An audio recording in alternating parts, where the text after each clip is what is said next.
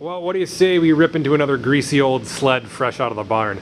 Got rid of the John Deere about a week ago, sold that to a guy, said he was buying it for his 9-year-old brother, was really into John Deere tractors and wanted to get into snowmobiling, so they were going to get that for him and let him rip up the yard with it. Sounds like a great idea to me. I remember that's how I started, just riding around the house on an old single cylinder, I think it was a 250 Citation. Some of my best childhood memories there, so I hope that kid experiences the same thing with the old green machine. Anyway, this Vmax I think is a 94 build year, 95 model year, fresh out of the barn. Actually got it from the same buddy that I got the John Deere from. I'm not sure how long it's been since this one's been running, but we're gonna see what we can do. It's actually in pretty decent shape, despite the ripped up seat there. That really seems to be the only bad part about it. I don't remember if it was 95 or 96 that was the last year for the Pogo front suspension. Either way, this is one of the last years they had that before going to the trailing arms. I'm actually a pretty big Yamaha fan, just not their snowmobiles. I've never owned a Phaser or a Vmax, or any of their sleds really for that matter. Had quite a few dirt bikes, a couple of quads, still have my Kodiak here behind me. Love that thing to death. But yeah, when it comes to sleds, I don't think Yamaha really stacked up against the other major brands. Not that they were bad machines. I've heard very good things about these engines. Seem to be pretty bulletproof from what I've heard. Again, never owned one. But I think weight is just really where they were lacking. A lot of extra weight up here in the front end with these Pogos and the subframe and everything that had to go in there to support that. So like I said, that torn up seat is really the only bad thing I can see about it so far. I priced out seat covers for these on eBay. They're only like 40 bucks, so I might have to go ahead and grab one of those. Depending on what I do with this thing long term. Once I get it running, if it does run, probably going to throw it on Marketplace and see if anybody else out there wants it. But just looking at what else is out there for sale right now, these probably look like they're not going to sell very well in my area. So we just might end up doing a Mountain Max mod sled. I don't know. We'll have to see how she goes. Not really too much to show you on the outside here at first glance. She's actually in pretty good shape, just super dirty. What do we got for mileage? Looks like 4672. In my opinion, that's actually pretty high mileage. Most of the sled motors in the 90s that I've worked on have needed a top end desperately by about 3,500 miles. That is if they don't see some kind of catastrophic failure before then. Definitely not like a lot of the sleds of today where you can run 6, 8, 10,000 miles without problems just doing regular maintenance. First glance under the hood here, she's actually looking relatively clean as well. I don't see any blatantly obvious evidence of mouse infestation anywhere. This pipe actually looks halfway decent too. Looks like it's heavy as hell, but not rotted out or anything. Actually still a little bit of paint left down there. So I think this is actually the first reed valve engine that I've worked on with you guys, at least when it comes to sleds. Everything before this has either been a transfer port or like the 583s, those are rotary valve engines. My ZX chassis back here is a reed valve induction as well, but you guys haven't seen that one quite yet. Looks like the throttle's actually nice and free. Carbs feel like they're moving. Got a little bit of fluid there in the coolant tank, and we got about half a tank of oil, it looks like. So not off to a bad start here. What do you say we pull the plugs? We'll throw a little bit of lube down there and just pull her over and see how she feels. Tell you what, I really need to take a day and just go around the shop and clean it up. That one was loose. Yeah, it's been like, that one's actually pretty loose too. I wonder if they shot some fogging oil down here before parking it. That would be nice. Yeah, really need to go around and just clean up the shop. I got tools everywhere except for where they're supposed to be. It takes me 10 minutes to find anything. Kind of a pain in the ass. Tell you what, organization. It's key. That is fouled as hell. And so is that. That's alright though. I'd rather see them black than white and all burnt up.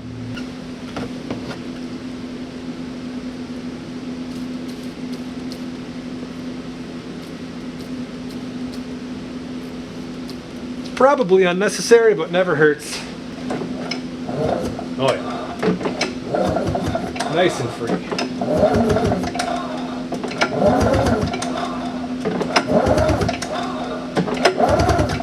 Sounds like there's a good deal of compression there.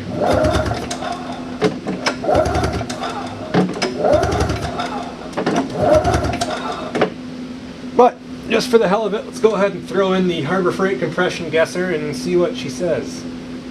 See what we get compared to what the John Deere was reading. I remember correctly, I think that was like somewhere around 80 psi on both sides. 85 or 90 maybe.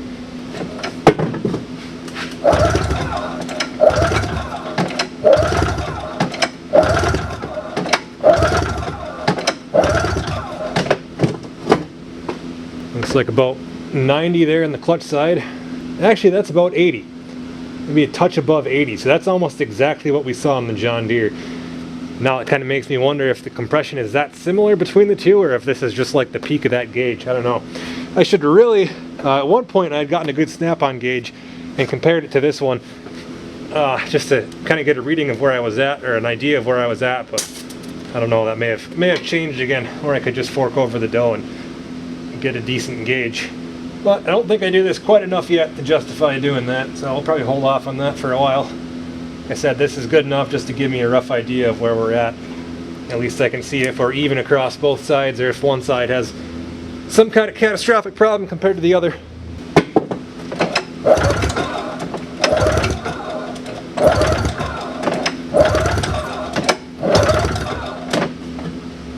Just about the same. I'll take it. Good enough for me. Well, it's been quite a while since I've had a no spark situation, so let's see if we can keep the streak alive.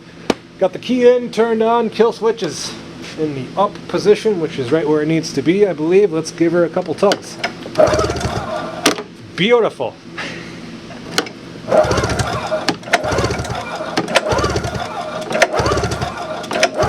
Looks pretty uniform on both sides to me, got good color to it. I'll take it. Well, these guys have electronic fuel gauges on them, so I'm just going to try and take a peek down in there and see what's in there. Looks like there's definitely more than an inch, but let me grab a light. It doesn't look too bad down in there. Haven't seen a fuel shut off anywhere. Said I've never owned a Yamaha before, never worked on a Yamaha sled before. Completely new to me. I'm just going to take a peek around here and see if I can't find a fuel shut off anywhere. Doesn't seem to be one. I see a filter in there, but no shut off. So, what do you say we just do it the lazy man's way? We'll shoot some fuel down the intake and see what happens. I almost have a feeling that she'll pop off and just sit here and idle, but I kind of want to see before we go any further. Looks like it could be an absolute bear to get these carbs out of here. I'm not 100% sure. It's either going to be really easy or very difficult. No in between. But before we go doing that, let's see if we can get her to pop. I have a feeling she's just going to go. How lucky can we get? No full choke very light. I think I heard something that time.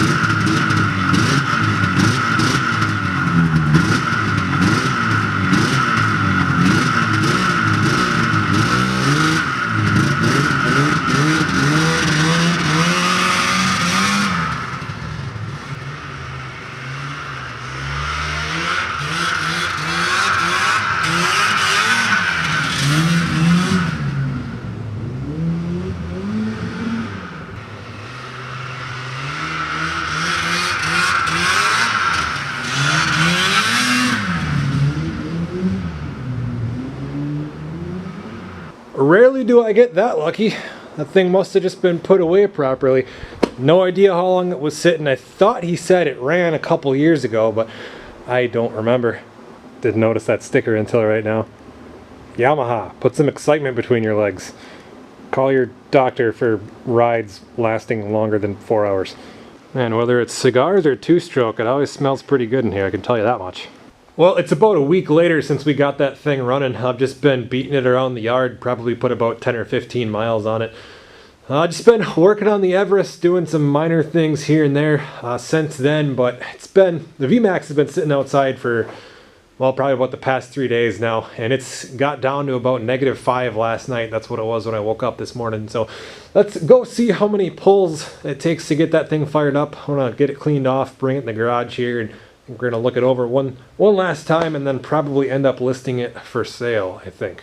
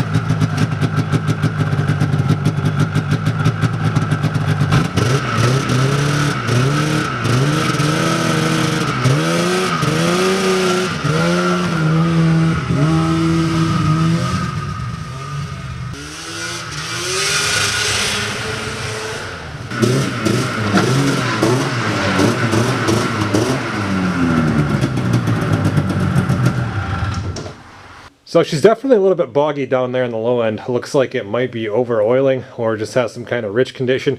Not 100% sure. I don't think I'm going to end up ripping into the carbs on this. I think I'm just going to toss it on Marketplace real cheap and try and get rid of it.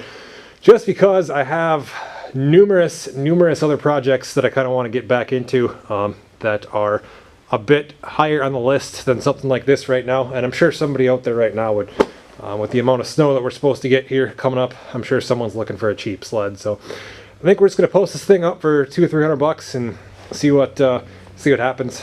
And you know, I mean, if nobody wants it at that price, hell, then I'll definitely just keep it. And I don't know, like I said, got a studded track on it, so use it for ice fishing or something like that. But I imagine $300 she'll be gone by the end of the week.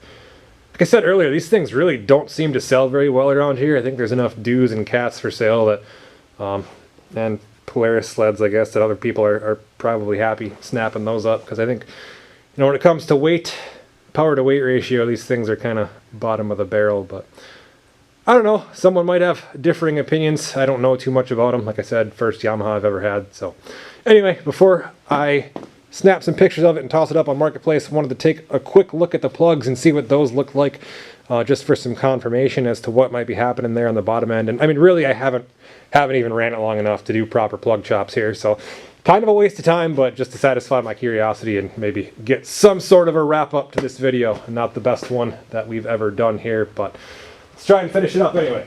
So these don't look great by any means, but they don't look terrible either. You can see there's just a slightest tint of brown there.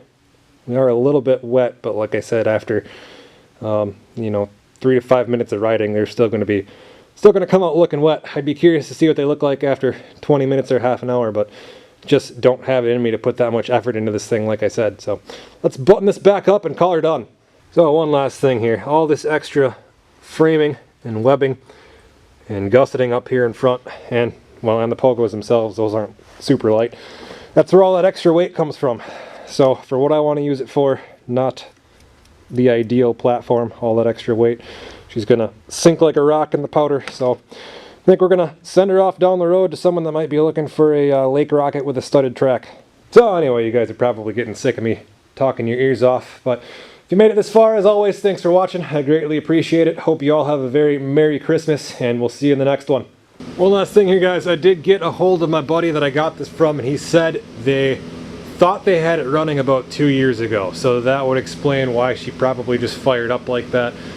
Though, I mean, I've got stuff sitting around here, or if I leave it sitting over winter or over summer with carb full of gas, it refuses to start the next time I want to use it. So still probably not a bad idea to go through the carbs on this thing, and I will be sure to suggest that to whoever decides to buy it. And I just checked the forecast. They're saying we get anywhere between 10 and 15 inches between now and the end of Saturday. It's Wednesday night right now, so we'll see what happens with that. I'll be happy if we get 6 out of it. That last one we were supposed to get like 10 to 12 or something, and we only got like 2 inches of slush. But hell of a lot colder this time, so everything that's coming down is gonna stick. So that should be more than enough for a good base, and hopefully we'll get some videos coming out soon of these guys in action. I'm gonna spend the rest of the night here getting this thing lubed up and ready to go, just in case we do end up getting that foot they're calling for. I hope you all have a great Christmas, spend some time with your families. That's what I'm planning on doing, and we'll see you real soon. Have a good one.